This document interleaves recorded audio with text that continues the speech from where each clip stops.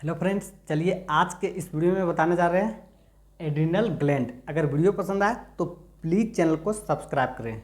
देखो यहाँ पे सबसे पहले बात करेंगे। देखो लैंग्वेज में अगर थोड़ा सा चेंज होगा तो इसके लिए सॉरी, क्योंकि लैंग्वेज की वजह से बहुत ज़्यादा प्रॉब्लम हो जाता था बताने में, इसलिए अब अपना जनरल भाषा को इस्तेमाल करते हैं जो कैटेगरी से हम लोग बिलोंग करते हैं। ठीक, तो यहाँ पे बताने जा रहे हैं एड्रिनल ग्लैंड। इसको ध्यान से देखिएगा। ठीक, यहाँ पे क्या होता है इसको पूरा अच्छे से समझना है। ठीक, यहाँ पे जो डायग्राम दिख रहा है इसको बोलते हैं किडनी, इसको बोलते हैं यूरेटर, इसको बोलते हैं यूरिनरी ब्लैडर। अब बोलेगा कि सर ये डायग्राम आप क्यों बनाएं। देखो डायग्राम बनाने का रीज़न है, इसको भी बताते हैं। और ये जो दिख रहा है इसको कंप्लीटली बोलते हैं एड्रिनल ग्लैंड। यहाँ वाला जो हिस्सा होता है इसको बोलते हैं एड्रिनल मेड्यूला। यहाँ पे शॉर्ट में लिखते हैं क्योंकि स्पेस बहुत ज़्यादा कम हो जाएगा। Adrenal medulla. और इधर वाला जो आउटर वाला एरिया होता है इसको बोलते हैं एड्रिनल कॉर्टेक्स। ठीक है, तो देखो रीजन इसको बनाने का ये है क्योंकि किडनी के ऊपर देखेगा तो इधर भी एक्स्ट्रा है और किडनी के ऊपर इधर भी एक्स्ट्रा है। इसका कहने का अर्थ ये है कि एड्रिनल ग्लैंड जो होता है ये कितना होता है, 2 होता है। तो इस तरह से अंदाज़ा लगाएंगे किडनी शरीर में कितना होता है, एक लेफ्ट में होता है एक राइट में होता है, 2 किडनी होता है। तो उसी तरह से एड्रिनल ग्लैंड कितना हो जाएगा, 2 हो जाएगा। तो इस तरह से कभी कभी एग्जामिनर छोटा क्वेश्चन डालता है तो यहाँ पे सवाल कर लेता है कि एड्रिनल ग्लैंड का नंबरिंग कितना है, तो ध्यान रखेगा उसको 2 टिक करेगा। ठीक है, इसलिए यहाँ पे ये डायग्राम बनाए हुए थे। ठीक, और इसके बाद यहाँ पे कुछ भी नहीं है। अब इसके बाद बोलता है कितना पार्ट्स में डिवाइड होता है, तो यहाँ पे टिक करेगा 2, इसलिए क्योंकि यहाँ पे क्या हो गया, ये सेंटर वाला पार्ट हो गया और ये हो गया आउटर वाला पार्ट हो गया। तो इसमें अधिकतर नाम को ध्यान रखेगा। बोलेगा आउटर पार्ट क्या होता है और सेंटर का पार्ट क्या होता है। तो आउटर पार्ट जो होता है इसको बोलते हैं एड्रिनल कॉर्टेक्स और जो सेंटर का पार्ट होता है इसको बोलते हैं एड्रिनल मेड्यूला। इस बात को बहुत ध्यान रखेगा। इसमें आउटर, ठीक है, और इसका सेंटर। अब इसके बाद देखो यहाँ के बाद आते हैं, सबसे पहले हम लोग बात करते हैं ये एड्रिनल मेड्यूला का। ठीक है, सेंटर का जो पार्ट्स होता है इसी के विषय में। तो यहाँ पे जो होता है ये 2 हार्मोन को रिलीज करता है। अगर बहुत ध्यान से देखेंगे ना तो यहाँ पे अंदाज़ा लगा करके भी टिक कर लेंगे सही। हर एक चीज़ में कितना जा रहा है, पार्ट्स 2 में डिवाइड हुआ, इधर भी 2 में डिवाइड हुआ, हार्मोन भी कितना आ रहा है, 2 आ रहा है। तो यहाँ पे 2 हार्मोन रिलीज होता है। एक का नाम होता है इपिनफ्रिन और दूसरा का नाम होता है नॉर इपिनफ्रिन। ठीक है, तो यहाँ पे देखो इपिनफ्रिन नाम है और दूसरा का नाम है नॉर इपिनफ्रिन। अब देखो इपिनफ्रिन जो है उसका दूसरा नाम है एड्रिनलिन। ठीक है, एड्रिनल नहीं एड्रिनलिन नाम है। और नॉर इपिनफ्रिन है, इसका दूसरा नाम है नॉर एड्रिनलिन। ठीक है, अब याद रखेगा यहाँ पे थोड़ा सा एक्स्ट्रा कि ये दोनों को अगर एक साथ कंबाइन कर देते हैं, ठीक है, तो ये कहला जाता है कैटेचोल अमाइंस। ठीक है, यहाँ कहीं पे लिखा हुआ नहीं है लेकिन इसको लिखना जरूरी है। ठीक है, कैटेचोल अमाइंस ये कहला जाता है। ठीक, इसको ध्यान रख लेगा। ये दोनों अगर एक साथ कंबाइन हो जाता है तब देखो। अब रीजन ये होता है कि ये हार्मोन किस कंडीशंस में रिलीज होता है, यही सबसे मेन रीजन होता है इसका। ठीक है, तो देखो अगर कहीं बहुत बड़ा मुसीबत आ जाता है, जैसे कि अगर आगे आ गया क्या, शेर आ गया। अब इतना खतरनाक जानवर को देखने के बाद हम लोग क्या करते हैं, वहाँ से भागने की कोशिश करने लगते हैं। तो जब भागने की कोशिश करने लगते हैं लेकिन उससे पहले जैसे ही देखते हैं वैसे हम लोग के अंदर क्या हो जाता है, एक बहुत अलग तरह के सिचुएशन फील होता है जिसको बोलते हैं डर। अब डर जो आता है तो वहाँ पे हम लोग क्या होते हैं, अलर्टनेस के कोशिश करने लगते हैं, यानी कि सावधानी की कोशिश करने लगते हैं। अब सावधान होने की कोशिश करते हैं तो वहाँ पे देखते हैं हम लोग का बॉडी में जो हेयर होता है इसका क्या हो जाता है, ये खड़ा होने लगता है। ठीक, सबसे पहला। और इसके बाद देखेगा आँख पिल जो होता है ये डायलेट होने लगता है, आँख जो होता है ये बड़ा बड़ा होने लगता है। इसके बाद देखेगा बॉडी में जो स्वेटिंग होता है ये पसीना बहुत ज़्यादा आने लगेगा। इसके बाद देखेगा हार्ट रेट, ठीक है, जो धड़कन का रेट होता है ये बढ़ जाता है, बहुत तेज़ी से धड़कने लगता है। उसके बाद सांस लेने का जो भी होता है ये भी बहुत तेज़ी से होने लगता है। तो ये सब कंडीशंस जो आता है इस कंडीशंस को ही बोलते हैं स्ट्रेस। ठीक है, तो स्ट्रेस को ध्यान रखेगा। ये किस कंडीशंस में हार्मोन रिलीज होता है, एड्रिनलिन और नॉर एड्रिनलिन, तो ध्यान रखेगा स्ट्रेस कंडीशंस में। ठीक, तो इस कंडीशंस में जब ये रिलीज होता है तो इसको हार्मोन को किस नाम से जाना जाता है, तो देखो इस हार्मोन को दूसरा जो होता है इसको जाना जाता है इमरजेंसी हार्मोन, ठीक है। कभी कभी सवाल में डायरेक्टली आ जाएगा कि which of the following is called emergency hormones, तो यहाँ पे आपको याद रहेगा तो आप बिल्कुल टिक कर लीजिएगा, ठीक है, कि इसको इमरजेंसी हार्मोन के नाम से जाना जाता है। दूसरा नंबर पे इसका आता है जिसको बोला जाता है फाइट और फ्लाइट, इस नाम से भी इसको जाना जाता है। या तो हम लोग कोई मुसीबत आ जाता है, अगर कोई रास्ता नहीं बचता तो उसके साथ क्या करना पड़ेगा, सामना करना पड़ेगा, और कोई रास्ता अगर बचता है तो हम लोग क्या करते हैं, उसको सामना करने की जगह पे भाग जाते हैं। तो इस कंडीशन को ध्यान रखेगा तो ये यहाँ पे क्या हो जाएगा, फिनिश्ड हो जाएगा। अब देखो यहाँ पे तो एक फिजिकल कंडीशंस के बारे में पूरा अच्छा से बता दिया, ठीक, लेकिन एक जो होता है ये डाइजेस्टिव सिस्टम में भी रोल प्ले करता है। एक फिजिकल कंडीशन मतलब कैसे, फाइटिंग करने के विषय में बता दिया, अब डाइजेस्टिव सिस्टम के विषय में बताएगा तो क्या करेंगे, यहाँ पे खाना के विषय में बताएगा। अब खाना में क्या कर सकते हैं हम लोग, ग्लूकोज, कार्बोहाइड्रेट, प्रोटीन, फैट, यही सब ना खाना खाते हैं।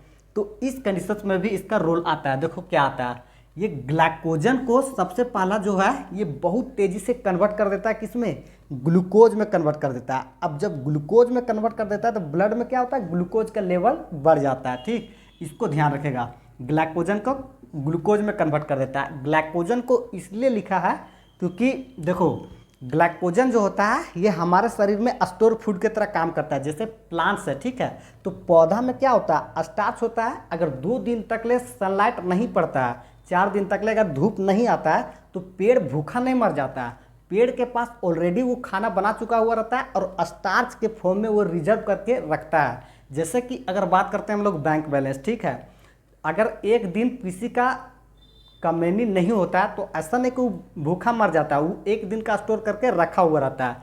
तो सेम कंडीशंस यहाँ पे क्या होता है, हम लोग कोई भी खाना को खाते हैं तो उस खाना को सबसे पहले ग्लाइकोजन में स्टोर करके रखता है, तो उसी ग्लाइकोजन को ये क्या कर देता है, ब्रेक डाउन कर देता है, और ब्रेक डाउन करने के बाद उसको ग्लूकोज बना देता है। और साथ में केवल कार्बोहाइड्रेट का नहीं, ये प्रोटीन और फैट, ये सभी को भी स्टिमुलेट करने के काम करता है।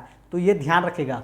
तो ये सवाल में आएगा कि ये न्यूट्रिशन से रिलेटेड कौन काम करता है, तो आप ध्यान रखिएगा, क्या बहुत अच्छा से ध्यान रखेगा, कैटाचोल अमाइन, ये जो होता है यही इसको ब्रेक डाउन करने के, न्यूट्रिशन से रिलेटेड कौन काम करता है, कैटाचोल अमाइंस, बस इतना ही ध्यान रखना, ठीक। अब इसके बाद आता है सबसे आउटर वाला पार्ट्स, ठीक है, इसको बोलते हैं हम लोग एड्रिनल कॉर्टेक्स। अब एड्रिनल कॉर्टेक्स जो होता है ये 3 लेयर में डिवाइड होता है। सबसे आउटर लेयर जो होता है वो, और सबसे इनर लेयर जो होता है वो, ठीक है। तो लेयर वाला में यहाँ पे ज़्यादा तो सवाल आता नहीं है, लेकिन ध्यान रखेगा, पहला जो होता है इसको बोलते हैं जोना रेटिकुलरिस, फिर इसके बाद जो होता है इसको बोलते हैं जोना फेसिकुलाटा, और इसके बाद जो होता है इसको बोलते हैं जोना ग्लोमेरुलोसा, ठीक। तो वहाँ पे उतना ज़्यादा नहीं, लेकिन ध्यान रख लेगा ऑर्डर को, इनर से आउटर क्या होता है, आउटर से इनर क्या होता है, अधिकतर वहाँ पे पूछेगा लेयर कितना होता है, ठीक है। तो लेयर को ध्यान रख लेगा, 3 होता है, ठीक। अब देखो 3 लेयर होता है, तो यहाँ पे सबसे पहला बात है कि यहाँ पे तो मात्र 2 हार्मोन का सिक्रीशन हुआ था, लेकिन यहाँ पे बहुत सारा हार्मोन का सिक्रीशन होता है, बहुत सारा हार्मोन का सिक्रीशन होता है, जिसमें कि मेनली जो होता है इसको बोलते हैं क्या, इसको हम लोग बोलते हैं कोर्टिकॉइड्स, ठीक है। अब कोर्टिकॉइड्स हार्मोन बोलते हैं, तो कोर्टिकॉइड्स क्यों बोलते हैं और इसके अलावा जो हार्मोन होता है उसको क्यों नहीं ज़्यादा बोलते हैं, तो डिसीजन उसका आएगा सबसे लास्ट में कि अदर हार्मोन को क्या बोलते हैं। यहाँ पे देखो कोर्टिकॉइड्स जो होता है ये 2 पार्ट्स में फिर से चला जाता है, एक हो जाता है ग्लूकोकोर्टिकॉइड्स, एक हो जाता है मिनरलोकोर्टिकॉइड्स। तो नाम से ही पता चल रहा है ये ग्लूकोज आने की कार्बोहाइड्रेट, तो कार्बोहाइड्रेट का मेटाबॉलिज्म को जो रेगुलेट करेगा उसको क्या बोलेंगे, ग्लूकोकोर्टिकॉइड्स। और मिनरल नाम से ही पता चल रहा वाटर, लिक्विड, फ्लड, ठीक है, इससे रिलेटेड जो काम करेगा इसको बोलते हैं मिनरलोकोर्टिकॉइड्स। तो इसके लिए हार्मोन जो होता है इसको बोलते हैं कोर्टिसोल, और यहाँ पे मिनरल के लिए जो होता है इसको बोलते हैं अल्डोस्टेरोन, ठीक है।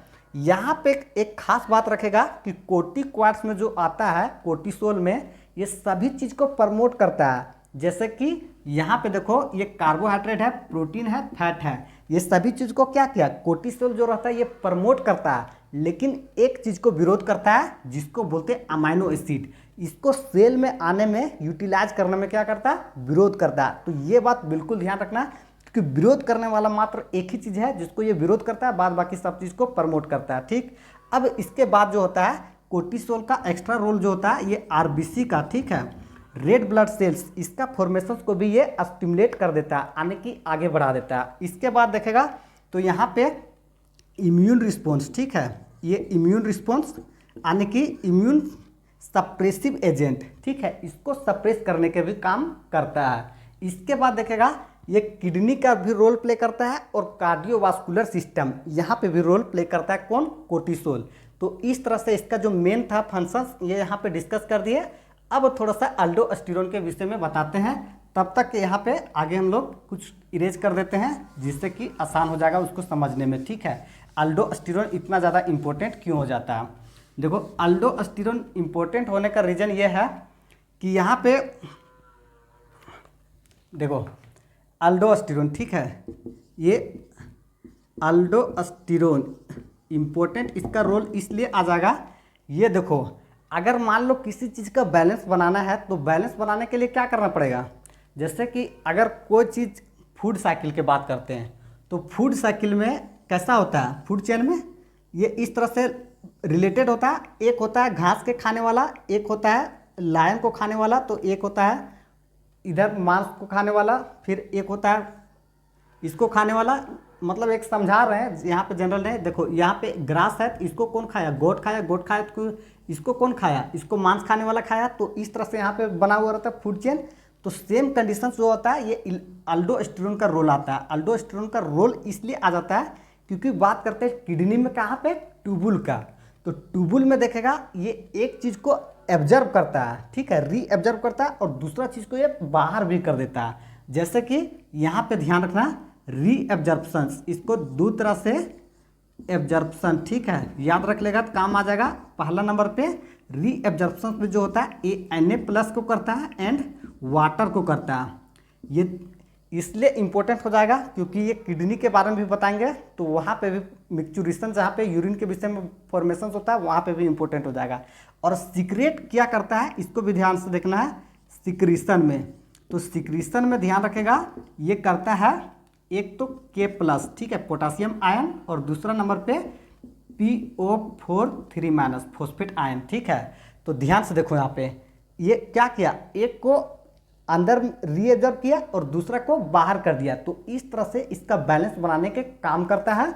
और यहाँ पे ध्यान रखेगा तो एक क्या हो गया, ये इलेक्ट्रोलाइट कहलाता है जिसके ऊपर चार्ज रहता है, तो ये आयंस था, इलेक्ट्रोलाइट को बैलेंस किया, दूसरा बॉडी फ्लूइड को भी बैलेंस किया, तो ऑस्मोटिक प्रेशर को भी बैलेंस कर लेगा, ब्लड का जो होता है लेवल, ठीक है, तो ब्लड को भी ये बैलेंस कर लेगा। तो इस तरह से यहाँ पे देखेगा तो ये क्या करता है, पूरा तरह से बैलेंस करने के काम करता है, किसको, मिनरल को करता है। तो अल्डोस्टेरोन का रोल जो होता है ये इसलिए यहाँ पे इसको ध्यान रखना, कभी भी सवाल करेगा तो यहाँ से बहुत ज़्यादा इंटरकनेक्ट कर देता है, इसीलिए इसको सेपरेट करके बताए हैं। और इसके बाद यहाँ पे आता है जो अदर हार्मोन होता है जिसको बोलते हैं एंड्रोजेनिक हार्मोन्स, ठीक है। अब एंड्रोजेनिक हार्मोन जो होता है इसका रोल मेनली किस चीज़ में आता है, एंड्रोजेनिक हार्मोन का रोल आता है, ये आता है पबर्टी स्टेज में, ठीक है। अब पबर्टी स्टेज कब होता है, 11 से 19 ईयर कब बोलते हैं। अब 11 से 19 ईयर के बीच का जो एज होता है इसी को बोलते हैं पबर्टी स्टेज। तो इस स्टेज में देखेगा बियर्ड, ठीक है, दाढ़ी बढ़ जाना या मूछ बढ़ जाना, या फिर इधर मान लो हेयर बढ़ जाना, पुबिक एरिया में हेयर बढ़ जाना, कहीं भी बाल का ग्रोथ होता है, तो इस कंडीशंस में जो हार्मोन का रोल होता है इसको ध्यान रखेंगे कि एंड्रोजेनिक स्टेरॉयड हार्मोन्स की वजह से होता है। तो इस तरह से यहाँ पे एड्रिनल ग्लैंड जो था ये पूरा तरह से फिनिश हो जाता है। तो करते वीडियो को इन